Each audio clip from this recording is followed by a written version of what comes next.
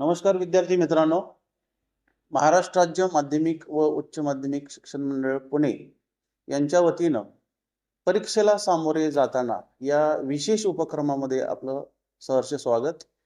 इयत्ता 10वी आणि 12वी साठी आपण दोन स्वतंत्रपणे कार्यक्रम या ठिकाणी घेतलेले आहेत आणि आपल्याकडे जे मार्गदर्शक या ठिकाणी उपलब्ध झालेले आहेत ते आपणास तणावमुक्त परीक्षा कशी द्यावी आणि उत्तरपत्रिकांचं लेखन अचूकपणे कसं करावं याविषयी सविस्तर मार्गदर्शन करणार आहेत.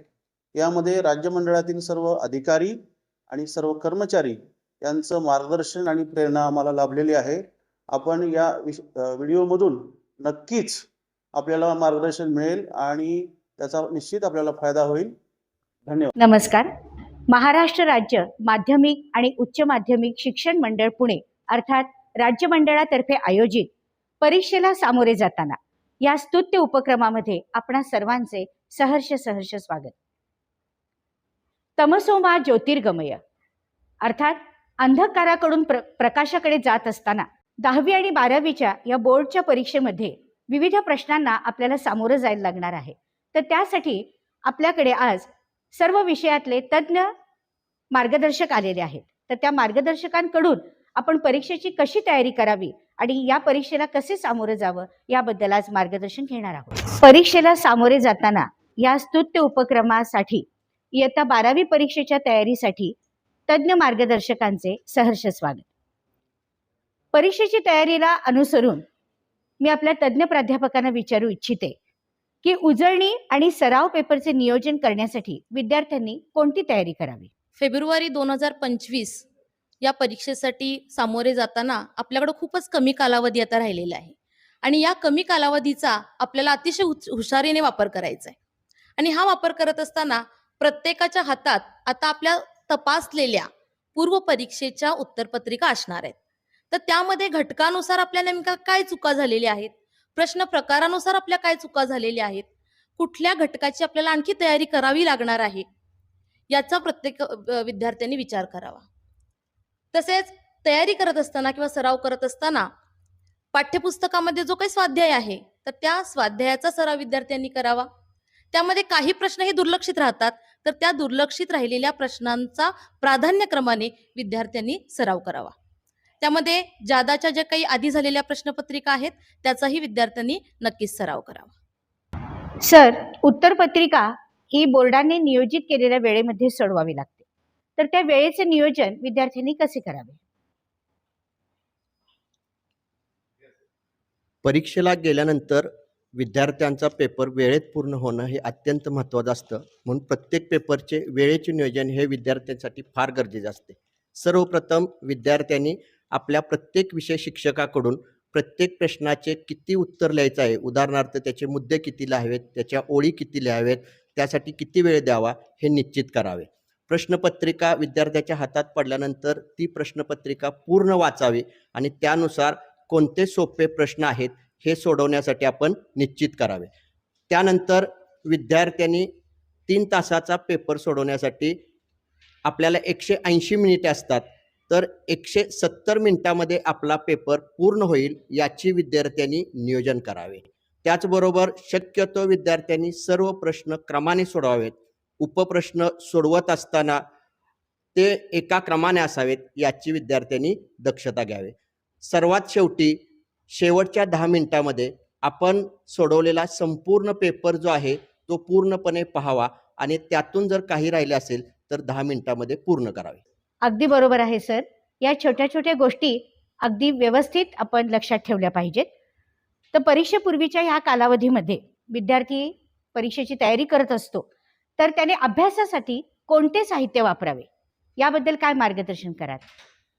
12वी बोर्डची परीक्षेची तयारी करत असताना विद्यार्थ्यांनी प्राधान्याने पाठ्यपुस्तकाचा अवलंब केला पाहिजे. पाठ्यपुस्तकामधूनच तयारी केली पाहिजे.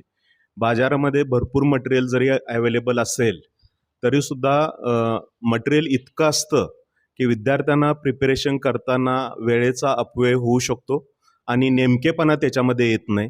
तर प्रश्न आशयानुसार प्रश्न काढता आले पाहिजेत आणि त्यासाठी पाठ्यपुस्तकामधूनच आपल्याला तयारी करणं गरजेचं आहे.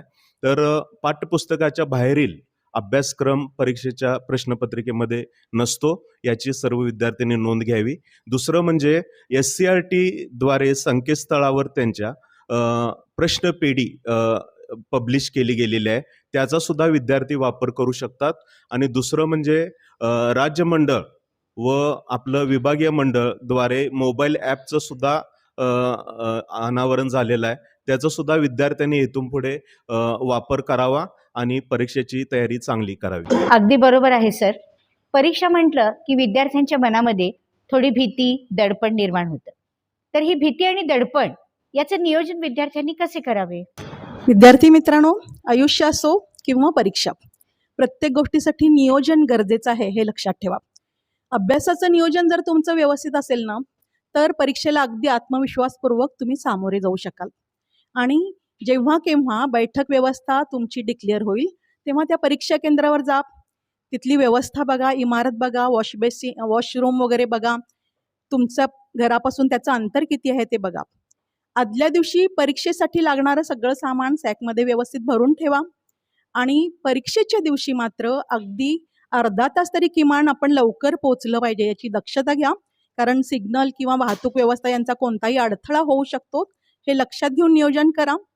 परीक्षा हॉलमध्ये पोहोचल्यानंतर बेंचवर बसण्यापूर्वी आपल्या नंबरची खात्री करून घ्या, आसपास काही पडलंय का याची खात्री करा. आणि जर काही गडबड गोंधळ झाला असला तरी सुद्धा न घाबरता शांत मनाने, स्थिर मनाने, अगदी तुम्ही स्थिरपणाने तिथे दीर्घ श्वास घेऊन एक घोट पाण्याचा पिऊन मग परीक्षेला बसा. आणि त्यानंतर जेव्हा पेपर हातात येईल तेव्हा ती अलीकडच्या काळामध्ये कृतीपत्रिका असते. कृतीपत्रिका म्हणजे बऱ्याचशा प्रश्नांची उत्तर ही तुमच्या पुढ्यातच असतात, त्यामुळे घाबरून जायचं काहीच कारण नाही. छानपैकी निर्धास्तपणे, निर्भयपणे आपण सगळ्यांनी मिळून या परीक्षेला सामोरं जायचं. अगदी बरोबर आहे. बघा विद्यार्थ्यांनो, की आपण अगदी कुठल्याही गोष्टीचं अगदी योग्य जर नियोजन केलं तर ही परीक्षेला आपण अतिशय भयमुक्त अशा वातावरणामध्ये सामोरं जाऊ शकतो. तर विद्यार्थ्यांनी परीक्षेला जाताना कोणकोणते साहित्य बरोबर न्यावे याबद्दल काय मार्गदर्शन कराल? विद्यार्थ्यांनी परीक्षेला जाताना प्रवेशपत्र, शाळेचे ओळखपत्र, काळ्या किंवा निळ्या शाईचे किमान 2 पेन, स्केल, पॅड, टोक केलेली पेन्सिल, पाऊच इत्यादी आवश्यक असलेले साहित्य परीक्षेवेळेपूर्वी किमान अर्धा तास अगोदर घेऊन परीक्षा केंद्रावर हजर राहावे. बरोबर आहे सर. या छोट्या छोट्या गोष्टी आपण नेहमीच लक्षात ठेवल्या पाहिजेत. परीक्षा हॉलमध्ये गेल्यानंतर विद्यार्थ्यांना उत्तरपत्रिका दिली जाते. या उत्तरपत्रिकेवरती काही गोष्टी आणि सूचना नमूद केलेल्या असतात, तर त्याबद्दल आपण काय मार्गदर्शन कराल? फेब्रुवारी 2025 परीक्षेसाठी प्रविष्ट होणाऱ्या इयत्ता 12वीच्या विद्यार्थी मित्रांनो, तुम्ही जेव्हा परीक्षागृहामध्ये जाणार आहात तेव्हा तुमच्याबरोबर तुमचे प्रवेशपत्र आणि ओळखपत्र घेऊन जाणार आहात. कारण परीक्षागृहामध्ये असणारे पर्यवेक्षक किंवा परीक्षेशी संबंधित इतर अधिकारी जेव्हा तुमच्याकडे प्रवेशपत्र आणि ओळखपत्र यांची मागणी करतील तेव्हा त्यांना ते तुम्ही दाखवणं गरजेचं आहे. जेव्हा पर्यवेक्षकांच्याकडून तुम्हाला उत्तरपत्रिका दिली जाईल तेव्हा ती उत्तरपत्रिका सुस्थितीत आहे का, याचा अर्थ त्या उत्तरपत्रिकेची शिलाई व्यवस्थित आहे का, त्या उत्तरपत्रिकेमध्ये असणारे सर्व पेजेस क्रमानं आहेत का आणि सर्व पेजेस व्यवस्थित आहेत का हे पाहणं गरजेचं आहे. जर काही प्रॉब्लेम असेल, एखादं पान फाटलेलं असेल तर तुम्ही ती उत्तरपत्रिका पर्यवेक्षक यांच्याकडून बदलून घ्यायची आहे. पृष्ठ क्रमांक 2 वरती ज्या काही सूचना दिलेल्या आहेत त्या सूचना तुम्ही सविस्तर काळजीपूर्वक वाचणं गरजेचं आहे. मुखपृष्ठावरती तुम्हाला जी तुमची माहिती भरायची आहे ती अचूक माहिती भरणं गरजेचं आहे. त्याच्यामध्ये तुमचा बैठक क्रमांक, अंकी, अक्षरी, परीक्षार्थीची सही, विषय, पेपर क्रमांक, उत्तरलेखनाची भाषा या सर्व गोष्टींचा ज्या ठिकाणी ही माहिती नमूद करायची आहे त्याच ठिकाणी लिहिणं अत्यावश्यक आहे. पर्यवेक्षकांच्याकडून तुम्हाला बारकोड स्टिकर मिळाल्यानंतर ते बारकोड स्टिकर तुमच्याच क्रमांकाचं आणि त्या दिवशी असणाऱ्याच विषयाचं आहे का हे पाहणं गरजेचं आहे. त्यानंतर विद्यार्थ्यांनी या ठिकाणी बारकोड चिकटवावा असं नमूद केलेलं आहे, तिथेच तो बारकोड चिकटवावा. तुम्हाला शक्य नसल्यास पर्यवेक्षकांची तुम्ही मदत घेऊ शकता. तुम्ही जेव्हा उत्तर लिहिण्यास सुरुवात करणार आहात तेव्हा पृष्ठ क्रमांक 3 पासून तुम्ही उत्तर लिहिण्यास सुरुवात करायची आहे. उत्तर लिहिण्यासाठी काळ्या किंवा निळ्या शाईचाच वापर करायचा आहे. जिथं गरज आहे तिथे पेन्सिलचा वापर करायचा आहे. स्केच पेनचा वगैरे वापर तुम्हाला करता येणार नाही. सेक्शन असेल किंवा प्रश्न असेल तर तोच सेक्शन, तोच प्रश्न, त्याच्यामध्ये असणारे उपप्रश्न हे क्रमानं सोडवायचे आहेत. नवीन प्रश्न असेल तरच नवीन पानावरती सुरुवात करायची आहे. तुम्हाला उत्तरपत्रिका आणि पुरवणी घेतली असेल तर त्या पुरवणीवरती देखील ती माहिती नमूद करावी लागते. ज्या ठिकाणी पर्यवेक्षकांची सही असं नमूद केलेलं आहे तिथे त्यांची सही होणार आहे. इतरत्र पर्यवेक्षकांची सही कुठेही घ्यायची नाही. त्यानंतर शेवटचा जेव्हा 10 मिनिटाचा वेळ शिल्लक असतो तेव्हा तुम्हाला वॉर्निंग बेल दिली जाते. त्यावेळी तुम्हाला मिळालेले होलोक्राफ्ट त्या ठिकाणी लावून घेणं गरजेचं आहे. पुरवणी घेतली असेल तर त्याच्यावरती देखील होलोक्राफ्ट लावणं गरजेचं आहे. पुरवणी व्यवस्थित बांधलेली आहे का? तुम्ही जितक्या पुरवण्या घेतलेल्या आहेत, एकूण मुख्य उत्तरपत्रिका अधिक पुरवणी 1 घेतली असेल तर 1 + 1 बरोबर 2, 2 घेतले असतील तर 1 + 2 बरोबर 3, अशा प्रकारे नमूद करून चेक करून मगच तुम्ही पर्यवेक्षकांच्याकडे ती उत्तरपत्रिका जमा करायची आहे. तसेच विद्यार्थी मित्र हो, तुम्हाला जर कच्चे काम करायचं असेल, रफ वर्क करायचं असेल तर उत्तरपत्रिकेच्या शेवटच्या पेजवरती डाव्या बाजूला पेन्सिलने कच्चे काम तुम्ही करायचं आहे. अगदी बरोबर आहे सर. या छोट्या छोट्या गोष्टी सुद्धा आपण निश्चित लक्षात ठेवल्या पाहिजेत. तर या परीक्षेला जात असताना आपल्याकडून काही कळत न कळत चुका घडतात, तर याबद्दल आपण काय सांगाल मॅडम? परीक्षेला सामोरं जात असताना आपल्या शैक्षणिक साहित्याबरोबर कळत न कळत आपण इतरही साहित्य घेऊन जातो. त्याच्यामध्ये आपल्याकडे असणारं स्मार्टवॉच असेल, स्मार्टफोन असेल, कॅल्क्युलेटर, त्याचबरोबर लिखित कागद किंवा पॅडवरील लिखाण. तसेच परीक्षा हॉलमध्ये गेल्यानंतर आपल्या आजूबाजूस पडलेला एखादा लिखित कागद हा देखील आपण पर्यवेक्षकांच्या निदर्शनास आणून द्यावायचा आहे. त्याचबरोबर आपण पेपर लिहित असताना मागे आणि पुढे बघून लिखाण करण्याचा प्रयत्न करतो किंवा चुकून एखाद्यासोबत कुठलीही चर्चा करत असतो, तर अशा गोष्टींना राज्य मंडळाने सूचित केलेल्या शिक्षासूचीनुसार शिक्षा होईल. त्याचबरोबर उत्तरपत्रिकेमधील कोणतंही पान फाडू नये हा प्रकारही अनुचित ठरून राज्य मंडळाच्या शिक्षासूचीनुसार शिक्षा होऊ शकते. विद्यार्थी मित्र हो, आता आपण परीक्षेला जाण्यापूर्वी कोणत्या गोष्टींची तयारी केली किंवा करायची आहे याबद्दलची माहिती घेतली. आता आपण मुख्य विषयाला जात असताना किंवा मुख्य विषयाची तयारी करत असताना कोणते कोणते पॉइंट्स लक्षात घ्यायचे आहेत याबद्दलची माहिती घेऊया. तर आता आपण इंग्रजी विषयाबद्दलची अधिक माहिती घेऊया. इंग्रजी विषयाची भीती ही विद्यार्थ्यांच्या मनामध्ये असतेच. तर ही भीती घालवण्यासाठी कोणकोणत्या गोष्टींचं नियोजन त्यांनी करायला पाहिजे याबद्दल आपल्याला सर मार्गदर्शन करतील. निश्चितच विद्यार्थ्यांच्या मनामध्ये इंग्रजी विषयाची भीती असतेच, परंतु भीती न बाळगता विद्यार्थ्यांनी इंग्रजी विषयामध्ये उत्कृष्ट गुण मिळवण्यासाठी ज्या जुन्या प्रश्नपत्रिका आहेत त्या जुन्या प्रश्नपत्रिकेचा जास्तीत जास्त सराव करणं गरजेचं आहे. त्यानंतर निर्धारित केलेलं जे टेक्स्टबुक आहे ते टेक्स्टबुक काळजीपूर्वक वाचणं गरजेचं आहे. आणि विद्यार्थ्यांना त्या परीक्षेच्या काळात मिळणारा जो 3 तासाचा वेळ आहे त्या 3 तासामध्ये तुमच्यासमोर असणारी जी ॲक्टिव्हिटी शीट आहे त्या ॲक्टिव्हिटी शीट आणि तुमची उत्तरपत्रिका याच्यामध्ये रीड, कॉम्प्रिहेंड अँड राईट या जर स्किलचा तुम्ही वापर केला तर निश्चितच त्या उत्तरपत्रिकेमध्ये विद्यार्थी चांगल्या प्रकारे लिखाण करू शकतील. 3च पर्याय: भरपूर सराव, पुस्तकाचं वाचन आणि 3 तासामध्ये तुम्ही केलेला प्रयोग. सर, इंग्रजी विषयाचा पेपर सोडवित असताना विद्यार्थ्यांनी कोणत्या टॉपिक्सवर जास्त फोकस करावा?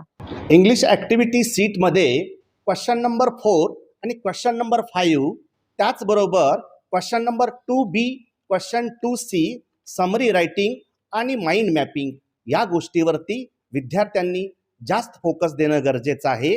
ज्या विद्यार्थ्यांना इंग्लिश विषयामध्ये पास व्हायचं आहे, त्याचबरोबर ज्या विद्यार्थ्यांना या विषयामध्ये चांगला स्कोअर करायचा आहे, त्या विद्यार्थ्यांनी क्वेश्चन 4 आणि 5 याच्यावरती फोकस देणं गरजेचं आहे. सर, आर्ट्सच्या विद्यार्थ्यांनी इंग्लिश विषयाचा स्कोर जास्त होण्यासाठी कोणती जास्त तयारी करायला हवी? भरपूर वाचन, प्रश्नपत्रिकांचा सराव आणि एक्स्ट्रॅक्टिव्हनुसार प्रश्नांची उत्तरे कशी लिहावी याचा भरपूर सराव करणं गरजेचं आहे. इंग्रजीनंतर आपण मराठी या विषयाची माहिती घेऊया. तर मराठी या विषयामध्ये ज्या कृतीपत्रिका असतात त्याचे स्वरूप कसे आहे याबद्दल सर आपल्याला मार्गदर्शन करतील.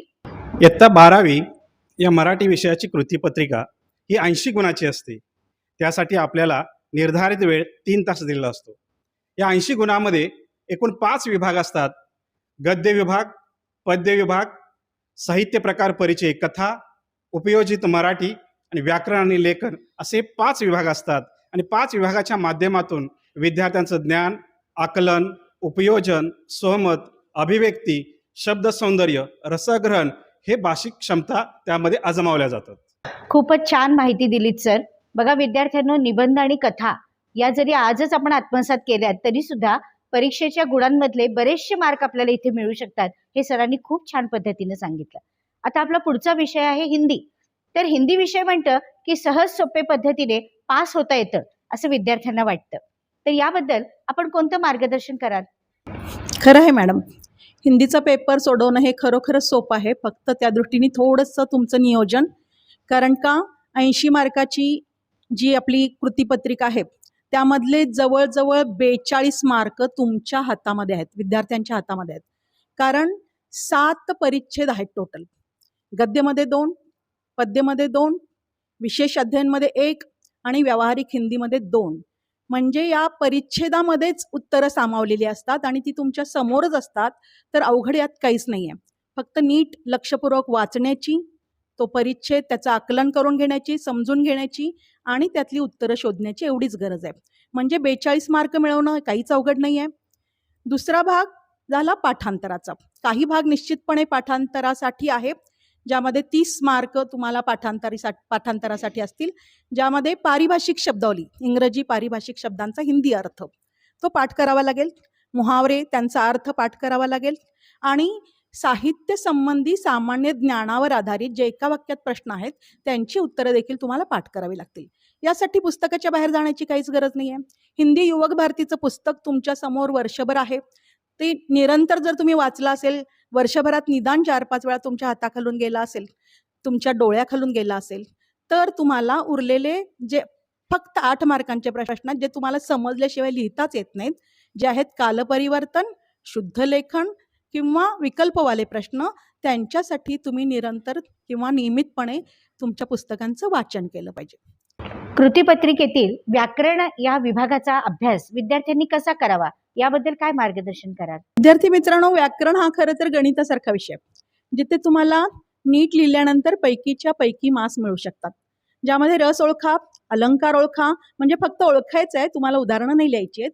आणि ही उदाहरणं पुस्तकातलीच असणार आहेत. त्यामुळं फायद्याची गोष्ट अशी की ती प्रत्येकी 2-2, 3-3 उदाहरणं जी दिलेली आहेत ती जर आपण परफेक्ट केली तर काहीच अवघड नाही आहे त्यात. मुहावरे तर पुस्तकामध्येच आहेत, पाठाखाली आणि इतर. दुसरी गोष्ट म्हणजे शुद्ध लेखन. त्यासाठी 4 नियम आहेत. लिंग, वचन, सहाय्यक क्रियापद याचे नियम समजून घेतलं तर त्यातही काही अवघड नाही आहे. आणि एक भाग कालपरिवर्तनाचा, त्यामध्ये काल समजून घ्या. अवघड काहीच नाही आहे. नीट समजल्यानंतर व्याकरणात तुम्हाला नक्कीच पैकीच्या पैकी मार्क्स मिळतील. काही शंका असेल तर आपापल्या शिक्षकांशी संपर्क साधा, म्हणजे नेमकं काय ते कळेल. हिंदी विषयाची आपण माहिती घेतली. आता विज्ञान शाखेतील सर्वात महत्त्वाचा विषय म्हणजे फिजिक्स. या फिजिक्स बद्दल आपण तज्ज्ञांकडून मार्गदर्शन घेऊया. सुरुवातीला मी पेपर वेटेज संदर्भात थोडंसं माहिती देतोय. तर पेपर प्रश्नपत्रिका पाहिल्यानंतर एकूण प्रश्नपत्रिका ही आपली 98 मार्क्सची असते. त्याच्यामध्ये आपल्याला 70 मार्काचं सोडवावं लागतं. म्हणजे एकूण 28 मार्क हे ऑप्शनल असतात आणि त्याचं जे विभाजन आहे किंवा पेपर सेटिंग होत असताना कसं त्याचं विभाजन केलं जातं हे माहिती होणं गरजेचं आहे, कारण त्यामुळं आपला आत्मविश्वास विद्यार्थ्यांचा वाढू शकतो. याच्यामध्ये नॉलेज बेस्ड जे प्रश्न आहेत ते 30% असतात. नॉलेज बेस्डमध्ये डेफिनेशन्स असतात किंवा प्रॉपर्टीज, युजेस, लॉज, डायमेन्शन्स किंवा युनिट्स हे नॉलेज बेस्ड प्रश्नामध्ये असतात आणि ते विद्यार्थी चांगल्या प्रकारे त्याची तयारी करू शकतात. दुसरं अंडरस्टँडिंग बेस्डवर एकूण 42% मार्क आहेत. 42% म्हणजे एकूण 28 ते 29 मार्काचं अंडरस्टँडिंग बेस्डवर क्वेश्चन्स हे आधारलेले असतात. त्याच्यामध्ये what do you mean by, what is असेल, एक्सप्लेन असेल, डिराईव्ह असेल, अशा पद्धतीचे प्रश्न त्याच्यामध्ये येत असतात. आणि स्किल बेस्डवर राहिलेले जे 28% आहेत ते स्किल बेस्ड असतात. आता स्किल बेस्डमध्ये प्रश्न कसे असतात तर त्याच्यामध्ये डायग्रॅम्स असतील किंवा न्यूमेरिकल्समध्ये सुद्धा स्किल बेस्ड प्रश्न तयार होऊ शकतो किंवा काही टॉपिक्स असे आहेत आपले करंट इलेक्ट्रिसिटी सारखा की त्याच्यामध्ये एक्सपेरिमेंट्स आहेत, ते स्किल बेस्ड आधारितवर प्रश्न त्याच्यावर तयार होऊ शकतो. तर ह्याचबरोबर प्रश्नाची काठिण्य पातळीनुसार सुद्धा प्रश्नपत्रिका तयार केली जाते, हे विद्यार्थ्यांना माहिती पाहिजे. त्याच्यामध्ये इझी, अंडरस्टँडिंग, इझी, परत ॲव्हरेज आणि डिफिकल्टी अशा पद्धतीनं तो प्रश्नपत्रिका आपली विभागलेली असते. इझी आणि अंडरस्टँडिंग, इझी आणि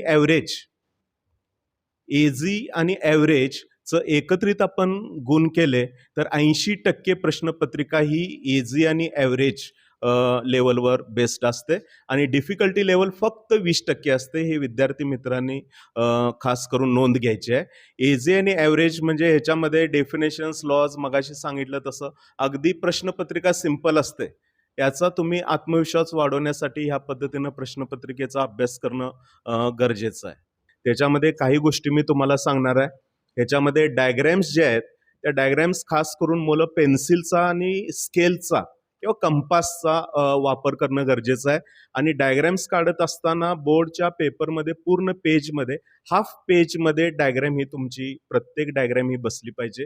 draw a NEET label diagram जर का विचारलेली असेल तर त्याचं लेबलिंग कमीत कमी 4 लेबलिंग्स फिजिक्स विषयात हे अपेक्षित असतात. तर 4 पेक्षा जास्त लिहिलं तरी चालू शकतं, पण ॲटलिस्ट 4 लेबलिंग्स अपेक्षित आहेत. तसंच न्यूमेरिकल्स सोडवत असताना काही मुलांनी काळजी घ्यायची आहे. न्यूमेरिकल सोडवत असताना गिवन डाटा लिहिणं गरजेचं आहे. तर गिवन डाटाला मार्क्स असतात का असं बरेच मुलं विचारतात. तर गिवन डाटाला हा मार्क नसतात. गिवन डाटा का लिहिला जातो तर सगळं जे आपलं फिजिकल क्वांटिटीज आहेत त्याच्या ज्या व्हॅल्यूज आहेत त्या आपल्याला एका युनिटमध्ये करणं गरजेचं असतं, आयदर SI सिस्टीम और CGS सिस्टीम. त्यामुळे गिवन डाटा लिहिणं गरजेचं आहे. त्याच्यावरून तुम्हाला फॉर्म्युला निवडता येतो आणि मग पुढं तुम्हाला न्यूमेरिकल सॉल्व करता येतं. तर न्यूमेरिकल सॉल्व करत असताना फॉर्म्युल्याला मार्क असतो. त्याच्यानंतर सबस्टिट्यूशन स्टेप असते, एका युनिटमध्ये सबस्टिट्यूशन करावं लागतं आणि त्याच्यानंतर तुम्हाला रिझल्ट काढावं लागतं. मधल्या स्टेप्सला जास्त मार्क नसतातच आणि लास्ट स्टेप जी आहे ती ॲन्सर विथ युनिट लिहिणं हे खूप गरजेचं आहे. आणि मगाशी सांगितल्याप्रमाणे प्रत्येक सेक्शन हा न्यू पेजवर स्टार्ट झाला असला पाहिजे. काही विद्यार्थ्यांचं अजून प्रिपरेशन किंवा तयारी सुरू झालेली नसेल, अशा विद्यार्थ्यांना मला सूचना अशी आहे की 16 टॉपिक्स आहेत. 16 टॉपिक्समधले काही सोपे टॉपिक्स आहेत, त्याची सुरुवात तुम्ही पहिल्यांदा तयारी करायला सुरू करा. त्याच्यामध्ये खास करून सेमीकंडक्टर टॉपिक आहे, मॅग्नेटिझम टॉपिक आहे, असे टॉपिक्स तुम्ही निवडू शकता आणि तयारी करायला चालू करू शकता. एखादा घटक तयार करायचा असेल तर क्वेश्चन बँक समोर ठेवा. एखाद्या आशयावर 1 मार्काचा, 2 मार्काचा, 3 मार्काचा प्रश्न कसा निघतो याचा हे करा, ॲनालिसिस करा आणि त्या पद्धतीनं तुम्ही तयारी करा. टॉपिक करत असताना डेफिनेशन्स, लॉज, डिस्टिंग्विश बिटवीन असेल त्या टॉपिकवर ते बाजूला काढा, प्रॉपर्टीज असतील बाजूला काढा, डायग्रॅम्स असतील बाजूला काढा आणि त्याची तयारी करा. तर तुमची तयारी कमी वेळेत आणि चांगल्या पद्धतीनं होईल. Okay, thank you. हो, फिजिक्स विषयाची तयारी किती छान पद्धतीने करता येते हे आत्ताच आपण ऐकलं. आता पुढचा महत्त्वाचा विषय आहे केमिस्ट्री. तर या विषयाची तयारी कशी करावी आणि त्याच्या प्रश्नपत्रिकेतील कोणत्या कोणत्या घटकांना आपण किती महत्त्व द्यायचं आहे याबद्दल आपण मार्गदर्शन घेऊया. केमिस्ट्री विषयासाठी आपण 1, 2, 3, 4 हे सूत्र लक्षात ठेवावे. 1, 2, 3, 4 म्हणजे सेक्शन ए मध्ये आपल्याला काय करावं लागेल, 1 मार्कसाठी 1 मिनिटाचा वेळ द्यावा लागेल. सेक्शन बी मध्ये आपल्याला 1 मार्कसाठी 2 मिनिटाचा वेळ द्यावा लागेल. सेक्शन सी मध्ये आपल्याला 1 मार्कसाठी 3 मिनिटाचा वेळ द्यावा लागेल आणि सेक्शन डी मध्ये आपल्याला 1 मार्कसाठी 4 मिनिटाचा वेळ द्यावा लागेल. अशा पद्धतीनं आपण section A B C D याला टाईम मॅनेजमेंट करू शकतो. त्यानंतर जी 10 मिनिटं राहतात त्या 10 मिनिटामध्ये आपण पूर्ण उत्तरपत्रिकेचा रिव्ह्यू घ्यायचा आहे. आपल्याला घटक जर बघायचे असतील तर सगळ्यात महत्त्वाचा जो पहिला घटक आहे तो आहे IUPAC nomenclature and structure. Inorganic compounds आणि ऑर्गॅनिक कंपाऊंडसाठी स्ट्रक्चर IUPAC नॉमेनक्लेचर हा हमखास प्रश्न असतो आणि त्यामुळे आपण याची विशेष तयारी करावी. त्याचबरोबर आपण बेन्झीन आणि बेन्झिनॉइड डेरिव्हेटिव्ह हे लिहित असताना त्याच्यामध्ये अरोमॅटिक सेक्स्टेट दाखवत नाही. त्याचबरोबर त्याचे डबल बॉन्ड लिहायला आपण विसरतो, त्याची आपण दखल घ्यावी. त्यानंतर दुसरा हमखास विचारला जाणारा प्रश्न म्हणजेच electronic configuration. P block, D block आणि एफ ब्लॉकमध्ये आपल्याला 1 मार्कसाठी इलेक्ट्रॉनिक कॉन्फिगरेशन हे विचारलं जातंच. आता त्याच्यामध्ये आपण ऑब्झर्व इलेक्ट्रॉनिक कॉन्फिगरेशन आणि एक्सपेक्टेड इलेक्ट्रॉनिक कॉन्फिगरेशन या दोघांच्यामध्ये विशेष नोंद घ्यायची, कारण त्याच्यामध्ये आपल्याला ॲनोमलस म्हणजे आपल्याला इथं अपवाद मिळणार आहेत. पुढचा घटक आहे ग्राफ. केमिकल कायनेटिक्स या टॉपिकमध्ये आपल्याला सगळ्यात जास्त ग्राफ मिळतात, त्या ग्राफची आपण तयारी करावी. त्यानंतर आपल्याला transition and inner transition elements या टॉपिकमध्ये ग्राफिकल ट्रेंड्स मिळतात, त्या ग्राफिकल ट्रेंडची देखील आपण ग्राफमध्ये तयारी करावी. पुढचा जो भाग आहे तो आपल्याला रिॲक्शनचा बघायचा आहे. रिॲक्शनमध्ये आपल्याला रिॲक्शनसाठी कंडिशन, त्यानंतर कॅटलिस्ट याची नोंद घ्यायची आहे, कारण प्रत्येक रिॲक्शनमध्ये कंडिशन्स वेगळ्या असतात, कॅटलिस्ट वेगळे असतात. फॉर एक्झाम्पल स्वार्ट्स रिॲक्शन आणि फिंकरस्टीन रिॲक्शन जर आपण घेतली तर याच्यामध्ये अल्किल क्लोराईड हा भाग जरी कॉमन असेल तर फक्त बदल येतो सोडियम आयोडाईड आणि सिल्वर फ्लोराईडचा. नंतर दुसरी कंडिशन बदलते ॲसिटोन आणि हीट. असे जे वेगळे बदल आहेत ते वेगळे बदल आपल्याला इथं नोंदवायचे. रिॲक्शन आपल्याला अवघड जाते असं पण म्हणू नका. रिॲक्शनसाठी आपल्याला सराव गरजेचा आहे. रिॲक्शन आपल्याला पुन्हा पुन्हा परत लिहायचे, त्याची उजळणी करायची. रिॲक्शनशी जोडून पुढचा भाग आहे तो आहे रिॲक्शन मेकॅनिझम. रिॲक्शन मेकॅनिझममध्ये आपल्याला इलेक्ट्रोफाईलचा अटॅक, त्यानंतर न्यूक्लिओफाईलचा attack, positive charge, negative charge, त्या पद्धतीनं होणारं त्याचं कॉम्पेन्सेशन हे गरजेचं आहे. ॲरो दाखवणं तिथं गरजेचं आहे. नंतर पुढच्या रिॲक्शन आहेत त्या स्पेशल रिॲक्शन. स्पेशल रिॲक्शनमध्ये सायंटिस्टच्या जे रिॲक्शन आहेत, उदाहरणार्थ स्टीफन रिॲक्शन, त्यानंतर मेंडिस रिॲक्शन, त्यानंतर क्लेमेन्सन रिडक्शन रिॲक्शन, अशा ज्या रिॲक्शन आहेत त्या हमखास परीक्षेला येतातच, त्यामुळे त्याची आपण तयारी करणं गरजेचं आहे. नंतर लॉज आहेत, हेच लॉ आहे, कोलरॅश लॉ आहे, हे निश्चित येणारे लॉज आहेत, त्याची आपण तयारी करावी. रूल्समध्ये मार्कोनिकॉफ रूल आहे, सेटझेफ रूल आहे, अशा नियमांची आपण तयारी करणं गरजेचं आहे. याच्या अगोदर आलेल्या डेफिनेशनची तयारी करावी. त्यानंतर या अगोदरच्या परीक्षेमध्ये आलेले जे हावर्थ प्रोजेक्शन फॉर्म्युला आहेत, फिशर प्रोजेक्शन फॉर्म्युला आहेत, त्याची देखील आपण तयारी करावी. सॉलिड स्टेट या टॉपिकसाठी आपल्याला जे क्रिस्टल डिफेक्ट्स आहेत त्या क्रिस्टल डिफेक्टची, त्याचबरोबर क्रिस्टल सिस्टीमची याची देखील आपण तयारी करावी. जो इलेक्ट्रोकेमिस्ट्री टॉपिक आहे त्या इलेक्ट्रोकेमिस्ट्री टॉपिकमध्ये आपल्याला 3 मार्कचे क्वेश्चन अगदी हमखास येतात.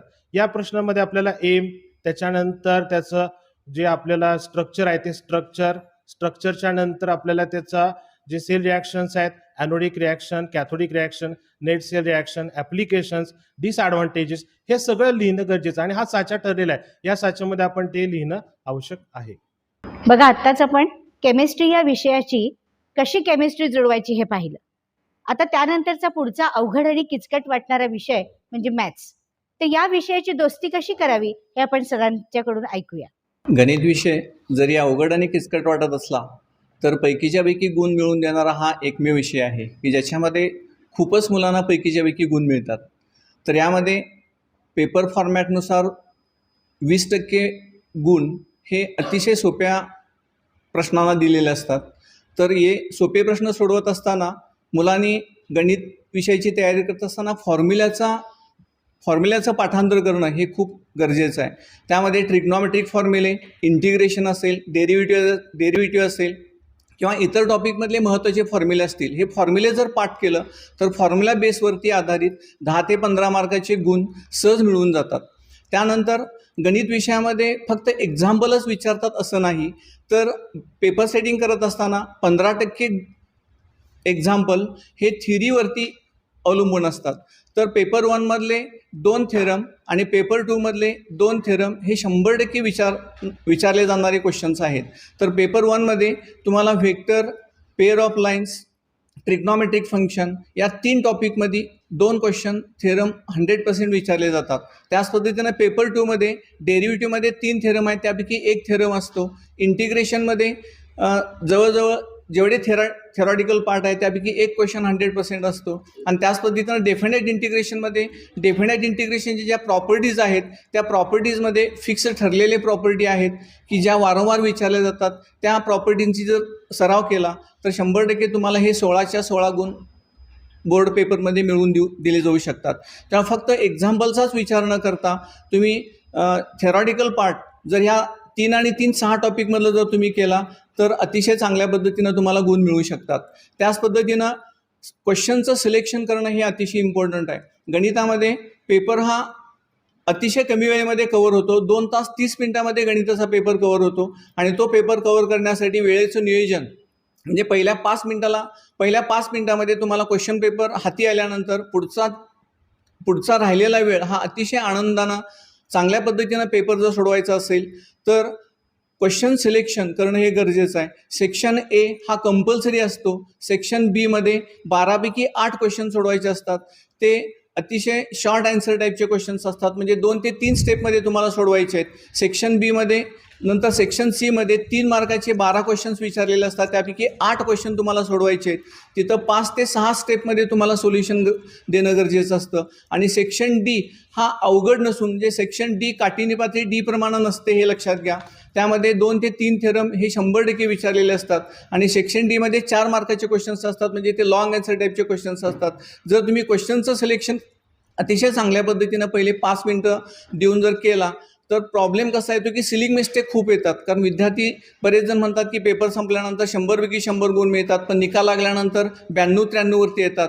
त्याचं कारण सिलिंग मिस्टेक होणं हे खूप न होणं हे खूप इम्पॉर्टंट असतं. तर त्या सिलिंग मिस्टेकमध्ये काय होतं की सिलेक्शन न केल्यामुळं 3+3 हे 6 न लिहिता बऱ्याच वेळेला विद्यार्थी 9 लिहितात. कारण त्यांना 100% माइंड त्या क्वेश्चनवरती सोल्युशनवरती नसता. 75% माइंड त्या क्वेश्चनवरती काम करत असतं आणि 25% माइंड पुढचा पेपर कसा असेल याच्यावरती त्यांचं माइंड कॉन्सन्ट्रेशन असतं. त्यामुळे ह्या कळत न कळत चुका होतात. आणि जर या पद्धतीनं जर सुरुवातीच्या 5 मिनिटामध्ये जर सिलेक्शन करून घेतलं तर अतिशय चांगल्या पद्धतीनं क्वेश्चन पेपर आपल्याला लिहिता येतो. आणि अजूनही ज्यांची तयारी झालेली नाही अशा मुलांच्यासाठी लॉजिक, मॅट्रायसिस, लिनियर प्रोग्रॅमिंग हे अतिशय सोपे टॉपिक आहेत की ज्याच्यामध्ये 8 मार्कासाठी लॉजिक आहे, 6 मार्कासाठी मॅट्रायसिस आहे आणि 4 मार्कासाठी लिनियर प्रोग्रॅमिंग आहे. या शेवटच्या टप्प्यामध्ये ह्या 3 टॉपिकचा जरी अभ्यास केला तरी हे पैकीच्या पैकी गुण मिळवून देणारे टॉपिक आहेत. बघा विद्यार्थ्यांनो, गणित हा विषय सोडवत असताना टाइम मॅनेजमेंट आणि दिलेल्या टॉपिकचं सिलेक्शन या 2 गोष्टींचा जर छान मेळ घातलात तर गणित हा विषय सुद्धा चांगला स्कोअर देण्यासाठी तुम्हाला उपयोगी पडेल. पुढचा विषय आहे आपला बायोलॉजी अर्थात जीवशास्त्र. या विषयाची प्रश्नपत्रिका कशी असते आणि ती कोणत्या पद्धतीने सोडवल्यानंतर विद्यार्थ्यांना जास्त गुण मिळू शकतात याबद्दल आपण मार्गदर्शन घेऊया. धन्यवाद मॅडम. जीवशास्त्र हा सर्वप्रथम सर्व विद्यार्थ्यांना मी फेब्रुवारी 2025 परीक्षेसाठी शुभेच्छा देतो. अभ्यास जो आहे तो अभ्यास झालेलाच असेल. आता कमी कालावधी राहिलेला आहे आणि या कमी कालावधीमध्ये जीवशास्त्र या विषयाची प्रश्नपत्रिका कशी सोडवावी याबद्दल मी तुम्हाला मार्गदर्शन करणार आहे. याच्यामध्ये सर्वप्रथम मी सांगेन की सेक्शन एमध्ये अनेक वेळा मुलं जो प्रश्न आहे मल्टिपल चॉईस क्वेश्चन तो रिराईट करतात आणि आपला वेळ घालवतात. रिराईट करण्याची आवश्यकता नाही. सेक्शन एमध्ये पहिला प्रश्न जो आहे या पहिल्या प्रश्नासाठी केवळ अल्फाबेट विथ करेक्ट अल्टरनेटिव्ह एवढं जरी असेल तरी तुम्हाला गुण प्राप्त होतो आणि याच्यामुळं तुमचा वेळ वाचतो. सेक्शन एमध्ये दुसरा प्रश्न जो आहे तो व्हेरी शॉर्ट आन्सर क्वेश्चन आहे. एका वाक्यात उत्तरं द्या असं असतं, त्याच्यामुळे डिस्क्रिप्शन लिहिणं इथे टाळावं, त्यामुळे तुमचा वेळ वाचतो. जीवशास्त्र म्हटलं की आकृतीचा संबंध आला, फिगरचा संबंध आला. जिथं draw a NEET label diagram असं विचारलं असेल तिथंच केवळ तुम्ही ड्रॉ नीट लेबल डायग्राम काढायचे आहे. प्रश्नपत्रिकेमध्ये डायग्राम दिलेली आहे आणि त्या पत्रिकेमध्ये दिलेल्या डायग्रामनुसार काही प्रश्न विचारले असतील तर ते फक्त प्रश्न सोडवायचे आहेत. बाकी तुम्ही डायग्राम तिथं काढायची नाही. याच्यामुळेही आपला वेळ जो आहे तर तो वाचेल. डिस्टिंग्विश बिटवीन असा प्रश्न सोडवत असताना जे अल्टरनेटिव्ह पॉईंट्स आहेत ते समोरासमोर असणं गरजेचं आहे की जेणेकरून तुमचं जे इम्प्रेशन आहे ते चांगलं राहतं. त्याचबरोबर बायोलॉजी हा जो विषय आहे तो डिस्क्रिप्टिव्ह आहे. अनेक संकल्पना विद्यार्थ्यांना माहीत असतात. तुमच्या डे टू डे लाईफमध्ये हे तुम्ही पाहत असता आणि याच्यामुळं तुम्हाला हा विषय अत्यंत सोपा वाटतो. 2 मार्कचा प्रश्न विचारला असेल तर तिथं फक्त करेक्ट 4 मुद्दे आवश्यक आहेत. अननेसेसरी तिथं तुम्हाला येत असलं तरी 8-10 मुद्दे लिहिण्याचा प्रयत्न करू नका. अगदी एखादा दुसरा मुद्दा जादा सोडवला चालेल, पण तुम्हाला खात्री असेल बरोबर मुद्दे तुम्ही लिहित असाल तर तुम्ही 2 मार्कचे प्रश्न सोडवत असताना विचार असा करायचा आहे की आपल्याला 4 मुद्दे करेक्ट जर लिहिले तर निश्चितपणानं आपण प्रश्नपत्रिकेमध्ये 2 गुण प्राप्त करू शकतो.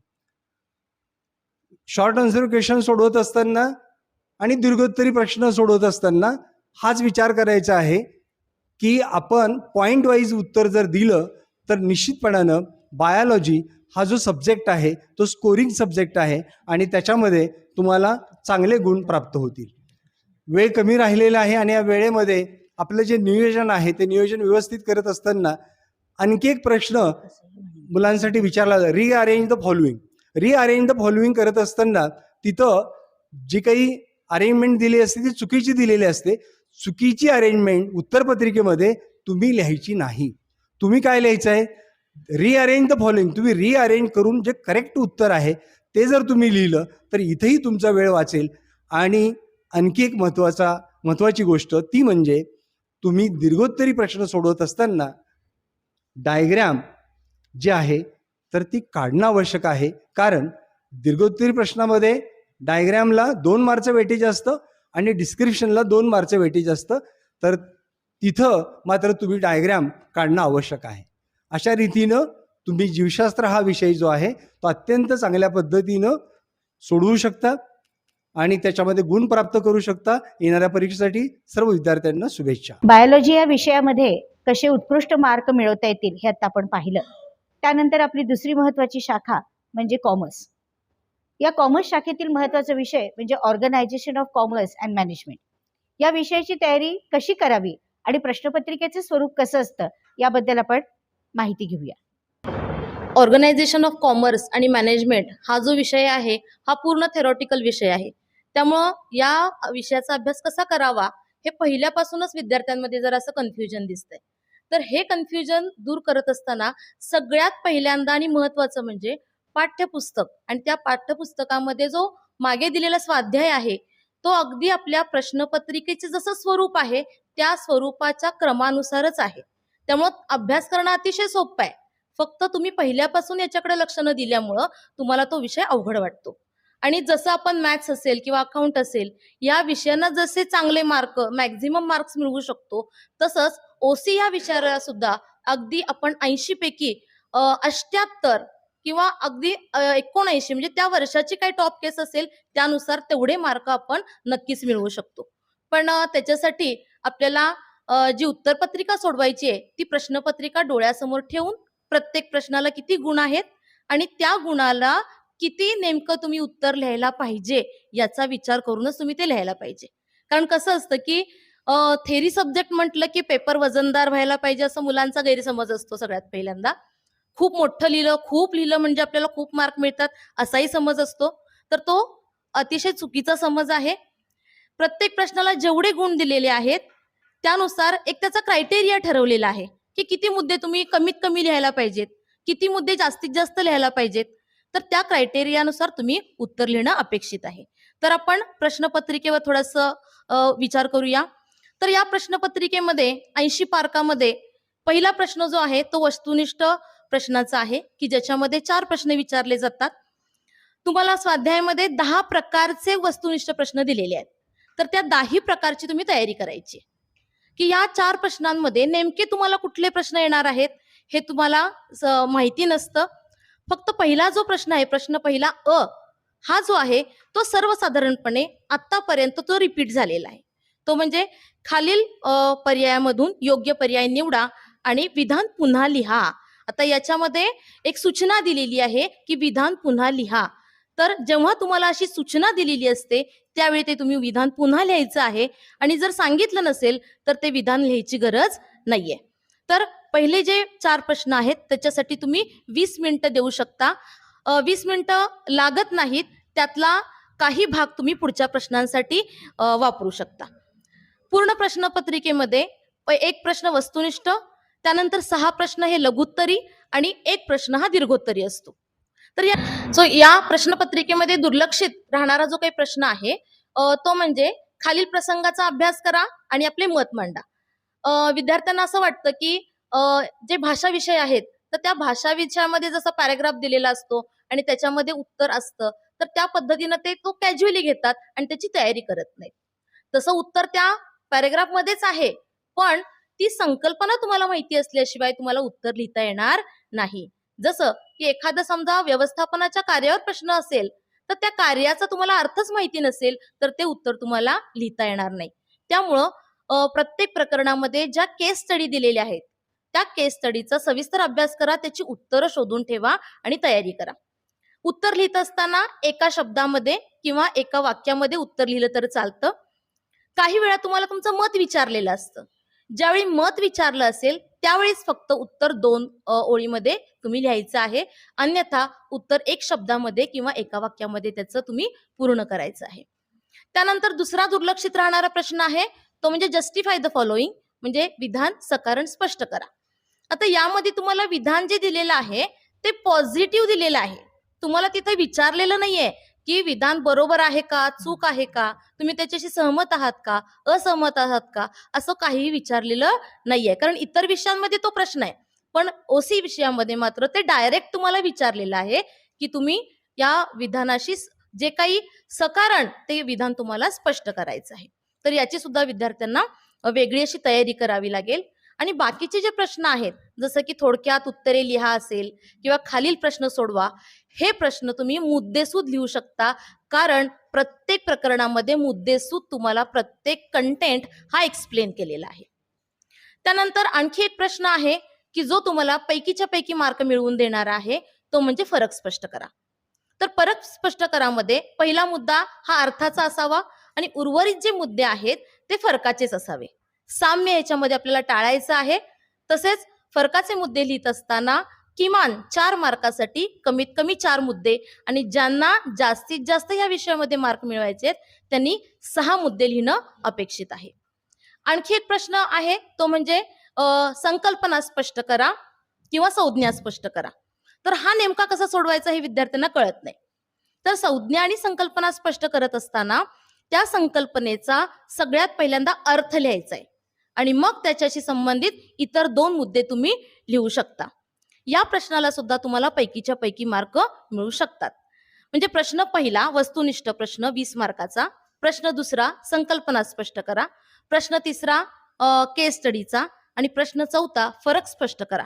हे 4 प्रश्न जर आपण बघितले आणि याच्या गुणांची बेरीज जर आपण केली तर ती 46 होते. तर हे 46 मार्क तुम्हाला पैकीच्या पैकी मिळू शकतात.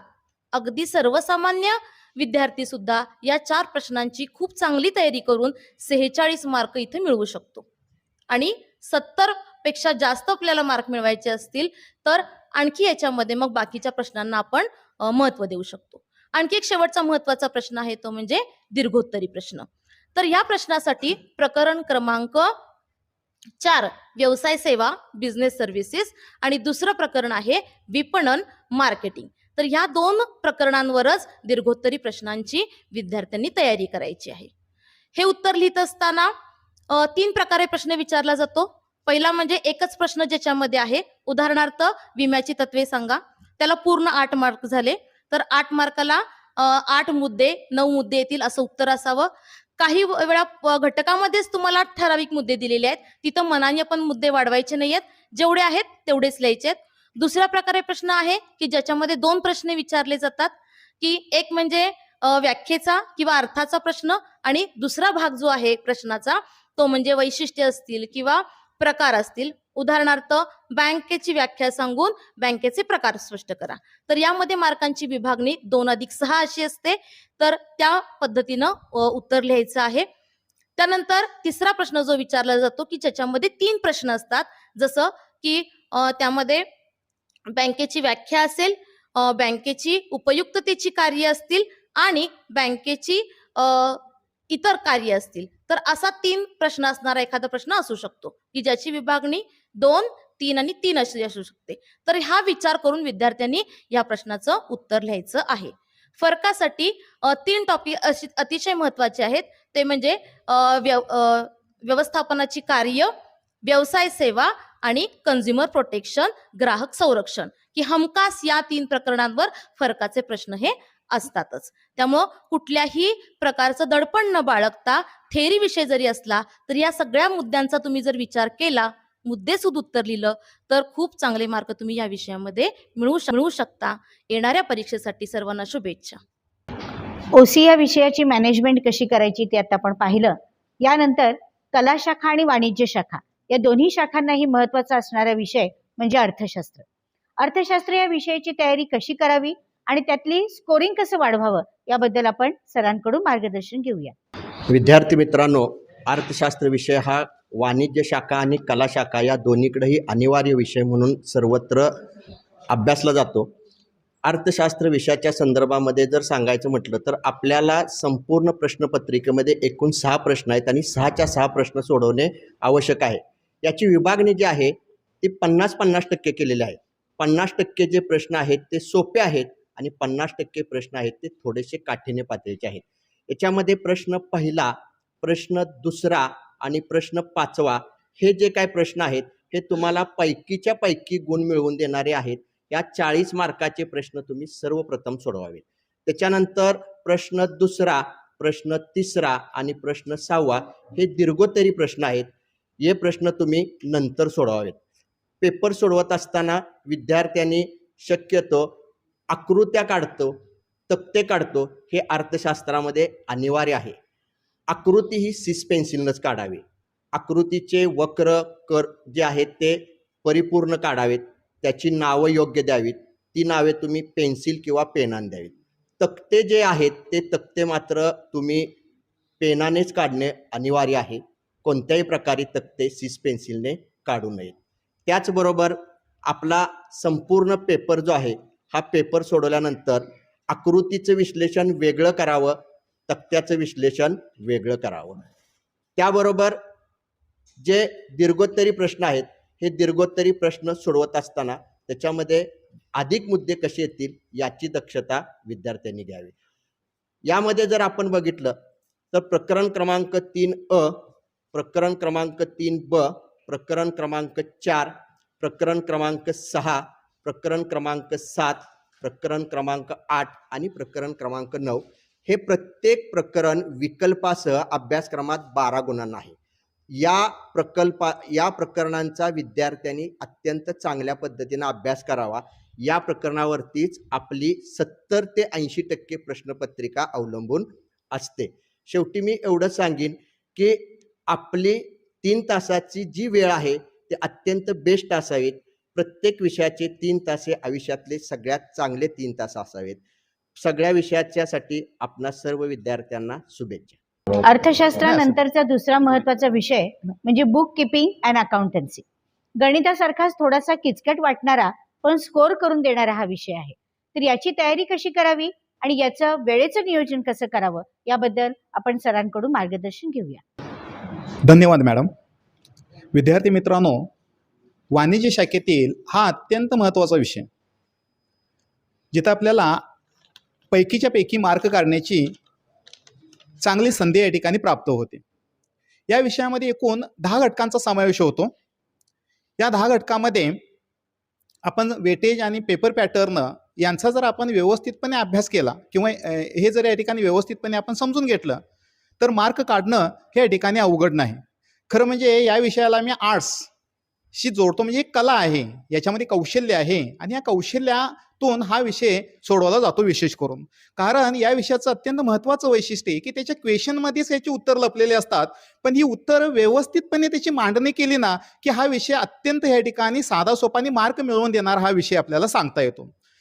याचा जर पेपर पॅटर्न बघितला तर हा 20-60 असा म्हणजे 20 मार्काचा ऑब्जेक्टिव्ह आणि 60 मार्काचं प्रॉब्लेम्स या ठिकाणी असतात. आता 10 प्रकारचे ऑब्जेक्टिव्ह असतात.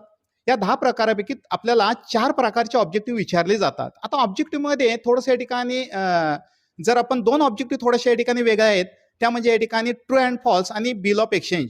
ट्रू अँड फॉल्सला काय केलं जातं की 2 सेंटेन्स विचारले जातात आणि एव्हरी सेंटेन्स या ठिकाणी 2.5 मार्काला विचारले जातात. तर बिल ऑफ एक्सचेंजचा एक फॉर्मॅट आहे, त्या फॉर्मॅटवरती 5 मार्क विचारले जातात. उर्वरित ज्या 8 ऑब्जेक्टिव्ह आहेत त्या एव्हरी सेंटेन्स 1 मार्क असं विचारलं जातं. हा झाला आपला ऑब्जेक्टिव्ह. दुसऱ्या या ठिकाणी क्वेश्चन नंबर जो या ठिकाणी 2, 3, 4, 5 असे जे काही ठिकाणी क्वेश्चन्स विचारलेले आहेत त्याच्यामध्ये ग्रुप पाडलेले आहेत. आता उदाहरणार्थ कसं की क्वेश्चन नंबर 2 आणि 3 साठी 4 घटक विचारले जातात, ज्याच्यामध्ये admission of partner, retire of partner, bill of exchange आणि या ठिकाणी डिझोल्युशन ऑफ पार्टनरशिप. या 4 पैकी 2 एकाला एक और असं या ठिकाणी विचारलं जातं. तसं क्वेश्चन नंबर 2ला या ठिकाणी 4 पैकी 2 घटक विचारले जातात, तर क्वेश्चन नंबर 3ला उर्वरित राहिलेल्या 2 पैकी 2 क्वेश्चन्स या ठिकाणी एकाला एक और म्हणून या ठिकाणी विचारले जातात. तसंच या ठिकाणी क्वेश्चन नंबर 4 आणि 5 असाच आहे, ज्याच्यावरती या ठिकाणी इश्यू ऑफ शेअर्स आहे, ज्याच्यामध्ये या ठिकाणी डेट ऑफ पार्टनर आहे, ज्याच्यामध्ये आपल्याला या ठिकाणी अनालिसिस ऑफ फायनान्शियल स्टेटमेंट आणि कम्प्युटर अकाउंट याच्यावरती पण असंच आहे. क्वेश्चन नंबर 4 साठी या ठिकाणी एकाला एक और या ठिकाणी विचारला जातो आणि क्वेश्चन नंबर 5 साठी एकाला एक या ठिकाणी और विचारला जातो. आणि अत्यंत महत्त्वाचं क्वेश्चन नंबर 6 आणि 7 जो या ठिकाणी नॉट फॉर प्रॉफिट कन्सर्न्स साठी या ठिकाणी 6 नंबर विचारला जातो, तर या ठिकाणी फायनल अकाउंटसाठी या ठिकाणी आपल्याला 7 नंबरचा क्वेश्चन विचारला जातो. ऑब्जेक्टिव्हची मार्क बघता आणि यांची मार्क बघता बोर्डाने या ठिकाणी अशी विभागणी केलेली आहे की ऑब्जेक्टिव्हला जी काही 20 मार्क आहे त्याच्यामध्ये फायनल अकाउंटला 4 मार्क, नॉट फॉर प्रॉफिट कन्सर्नला 4 मार्क, ऍडमिशन, रिटायरमेंट, डिझोल्युशन्स आणि बिल ऑफ एक्सचेंज याच्यासाठी 2-2 मार्क आणि उर्वरित या ठिकाणी इश्यू ऑफ शेअर्स, त्याचबरोबर या ठिकाणी डेट ऑफ पार्टनर, कम्प्युटर अकाउंटनी अनालिसिस याच्यासाठी 1-1 मार्क या ठिकाणी विभागला गेलेला आहे. विद्यार्थ्यांनी जेव्हा आपल्याकडे प्रॉब्लेम येतो तेव्हा थोडंसं या ठिकाणी पेन्सिलचा वापर करणं अत्यंत आवश्यक. मार्किंग म्हणतो आपण ज्याला पोस्टिंग करण्यासाठी मार्किंग करावं लागतं, ते जर व्यवस्थित केलं तर पेपर या ठिकाणी अतिशय चांगल्या पद्धतीनं विद्यार्थी या ठिकाणी सोडवू शकतात. हा विषय जो आहे तो या ठिकाणी प्रॅक्टिस बेस्ड आहे. जेवढं तुमचं प्रॅक्टिस तेवढी आपली या ठिकाणी मार्क आपल्याला या ठिकाणी काढता येतात. त्यामुळे विद्यार्थ्यांनी या ठिकाणी एक्झरसाईज जास्तीत जास्त या ठिकाणी उर्वरित दिवसामध्ये या ठिकाणी करून या पेपरला या ठिकाणी चांगल्या पद्धतीनं सामोरे जावं. धन्यवाद. यानंतर कला शाखेचा महत्त्वाचा विषय म्हणजे इतिहास. इतिहास म्हटलं की थोडीशी घटनाक्रम आणि सणावळी या सगळ्यांना लक्षात ठेवणारा हा विषय. तर याची सुद्धा तयारी आपण खूप छान पद्धतीने करू शकतो. त्याबद्दलचं मार्गदर्शन आपण मॅडमकडून घेऊया. तर काही विषय आपल्या स्वतःच्या अशा काही समस्या घेऊन येत असतात, पण त्याचबरोबर ते विषय सोपे करून कसे शिकायचे किंवा समजून कसे घ्यायचे याबद्दलही आपण माहिती करून घेणार आहोत. पूर्वग्रह दूषित आहे हा इतिहास विषय. त्याच्यामध्ये आपल्याला असं वाटतं की हा खूप अवघड विषय आहे आणि हा घटनाक्रम आपण कशा लक्षात ठेवायच्या. खरं तर हा एक गोष्टी रूपात समजून घेण्याचा विषय आहे. त्यामुळे विशिष्ट कालक्रमानुसार घडलेल्या घटनांचा जर योग्य पद्धतीने आपण जर अभ्यास केला तर निश्चितच आपल्याला त्या घटना गोष्टी रूपात लक्षात ठेवू शकतो. या ठिकाणी इतिहासची प्रश्नपत्रिका ही जी आहे ती 80 गुणांची आहे. प्रश्न क्रमांक 1 अ आणि ब हा 10 गुणांसाठी वस्तुनिष्ठ आणि चुकीची जोडी दुरुस्त करा अशा पद्धतीचा हा प्रश्न आहे. त्याच पद्धतीनं प्रश्न क्रमांक 2 अ ब यामध्ये सुद्धा आपल्याला 8 गुण मिळवून देणारा हा प्रश्न आहे. आणि प्रश्न क्रमांक 3 हा सुद्धा अ ब जो आहे तो 13 गुणांसाठीचा आहे. हे तिन्ही प्रश्न बघता आपल्याला एकूण 31 गुण आपण सहज या पेपरमध्ये मिळवू शकतो. म्हणजेच राहतो प्रश्न तो 49 गुणांचा. आणि 49 गुणांसाठी पुढील जर नियोजन योग्य पद्धतीनं जर विद्यार्थ्यांनी केलं तर टिपा द्या किंवा संकल्पना स्पष्ट करा हा प्रश्न आणि त्याचबरोबर विधान सकारण स्पष्ट करा, तुमचे मत नोंदवा, सविस्तर उत्तरे द्या आणि मुद्द्याला अनुसरून उत्तरे द्या असे 7 एकूण प्रश्न जे आहेत त्यामध्ये जर आपण योग्य पद्धतीनं वर्षभरात केलेला अभ्यास आणि महत्त्वाचं म्हणजे यासाठी फक्त पाठ्यपुस्तकाचाच आधार घ्यावा लागतो. स्वाध्यायावरील प्रश्न आणि स्वाध्याय व्यतिरिक्त त्या घटकांवरील प्रश्न या ठिकाणी विचारले जातात. त्यासाठी इतिहास विषय हा अत्यंत म्हणजे चांगले गुण मिळवून देण्यासाठी आणि आपलं स्कोरिंग वाढवण्यासाठीचा हा विषय समजला जातो. म्हणूनच विद्यार्थ्यांना माझं असं सांगणं असेल की कोणत्याही प्रकारचं दडपण न घेता आणि महत्त्वाचं मगाशी मॅडमनी सांगितल्या पद्धतीनं सनावळ असेल किंवा घटनाक्रम असेल याबद्दल पूर्वी हा मुद्दा घेतला जायचा. सनावळीवरती जास्त प्रश्न असायचे, त्यामध्ये मार्क्स देखील कट व्हायचे. पण अलीकडच्या या प्रश्नपत्रिकेमध्ये किंवा अभ्यासक्रमामध्ये सनावळीला विशेष असं इतकं महत्त्व दिलं नसून विद्यार्थ्यांचे त्यामध्ये कोणत्याही प्रकारचे मार्क्स कट होत नाहीत. याची देखील आपण माहिती घेणं आवश्यक आहे. इतिहास हा विषय गोष्टी रूपात जर समजून घेतला तर निश्चितच आपल्याला त्याचा फायदा होऊ शकेल. येणाऱ्या परीक्षेस सर्व विद्यार्थ्यांना अनेक शुभेच्छा. स्वामी विवेकानंदांनी म्हटल्याप्रमाणे उठा, जागे व्हा आणि आपलं ध्येय निश्चित होईपर्यंत थांबू नका. या विचारांची प्रेरणा घेऊन आजच्या आपल्या परीक्षेला सामोरे जाताना या चर्चासत्रामध्ये उपस्थित असणाऱ्या सर्व तज्ज्ञ मार्गदर्शकांनी तुम्हाला प्रत्येक विषयाची सखोल माहिती दिली. त्याचबरोबर मी तुम्हाला सांगू इच्छिते की परीक्षा आता जवळ आलेली आहे आणि ह्या परीक्षेला जात असताना आपल्या विषयांचं जे काही टाइम टेबल आहे ते बोर्डाने प्रसिद्ध केलेलं आहे. त्यांची वेबसाईट आहे, त्याचबरोबर ॲप आहे आणि तसेच हॉल तिकीट आहे. या तिन्ही गोष्टींकडे तुम्ही पाहून त्याच्यावरती नमूद केलेल्या वेळेनुसार आणि दिवसानुसार आपल्या परीक्षेच्या त्या विषयाला तुम्ही जाणं खूप गरजेचं आहे. तर हे सर्व काही छोटे छोटे मुद्दे जे आहेत सर्व विषयांच्या बाबतीतले, त्याचबरोबर तुमची हेल्थ सुद्धा तुम्ही चांगलं ठेवणं गरजेचं आहे. आता जवळच परीक्षा आलेली आहे, त्यामुळे कोणत्याही गोष्टीचा कुठलाही ताण मनावर न घेता अतिशय सकारात्मक दृष्टिकोनातून तुम्ही या परीक्षेला सामोरं जावं हीच आमची मनोमन इच्छा आहे. आणि याचसाठी आज हे चर्चासत्र आपण आयोजित केलं होतं. त्यासाठी महाराष्ट्र राज्य माध्यमिक आणि उच्च माध्यमिक शिक्षण मंडळ पुणे अर्थातच राज्य मंडळातर्फे आयोजित या चर्चासत्रामध्ये उपस्थित सर्व तज्ज्ञ मार्गदर्शकांचे मी अतिशय आभार मानते आणि तुम्हा सर्वांना परीक्षेसाठी लाख लाख शुभेच्छा.